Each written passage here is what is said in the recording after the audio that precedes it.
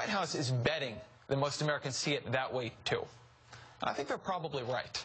But a key part of this is going to play out in Congress. And joining me now is Congressman Peter Welch, Democrat from Vermont, who is looking to play a key role in that discussion. Congressman Welch, thank you for being here tonight. Thank you. Now, you are introducing two resolutions on the debt limit. Can you quickly walk me through what they are? Well, there's two. Number one, the Congress should have an up or down vote on a clean debt ceiling increase so that the American people can hold us accountable if we're not going to be willing to pay our bills. That's number one. Number two, and by clean you mean it doesn't include spending cuts or other things? It doesn't include negotiations this way or that way. If we owe the money, we pay the money. We pay our bills. And it's not a tactic to work your will in a tough taxing and spending negotiation. But the second one actually I think is more important. It's the reinstatement of the Gephardt rule. That was in place from 77 to 95, and it was repealed essentially by Newt Gingrich, your earlier guest or commentator.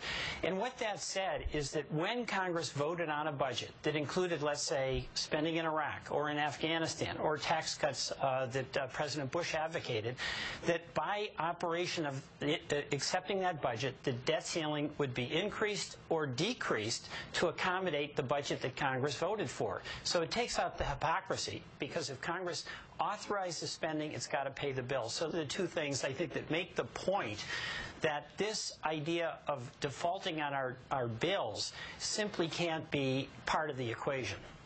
And where are your colleagues on this? I mean, I spoke today actually with Minority Leader Pelosi, and she said that in the White House she's amazed when President Obama begins speaking about the debt limit. His whole demeanor changes. He becomes very hardline on it. Are your colleagues willing to stand firm on this? Are they radicalized against the idea that the debt limit can be used to hold the country hostage, or is there kind of a feeling that we need to there needs to be a negotiation here? No, I think there's zero tolerance in our caucus for using that as a tactic. And what happened is we blew it, frankly, in August when we allowed a linkage to occur between budget negotiations and the debt limit.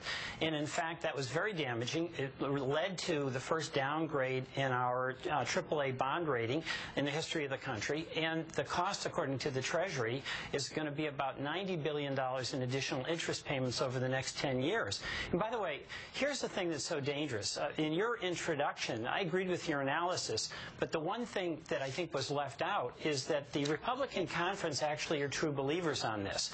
They think that this is a tactic that will work for them, and they're divided into two groups in the Republican conference, the folks who would vote no on raising the debt ceiling, and a larger group that would vote hell no. And the dilemma here is that I think Speaker Boehner clearly knows this is a tactic that ultimately can't prevail. It'll do too much damage because the power to default is the power to destroy. If we have 1% increase in our debt service obligation, that costs American taxpayers $1 trillion over 10 years. But he's got a conference that thinks that they've got the president right where they want him. That's what all this talk about the leverage equation changing. So our position, I think, from the outset has to be zero tolerance when it comes to a tactic that says it's a legitimate option for America to default. Well, Congressman Peter Welch, we'll be looking anxiously to see if you're able to convince them they're wrong. Thank you very much for being here tonight. Thank you.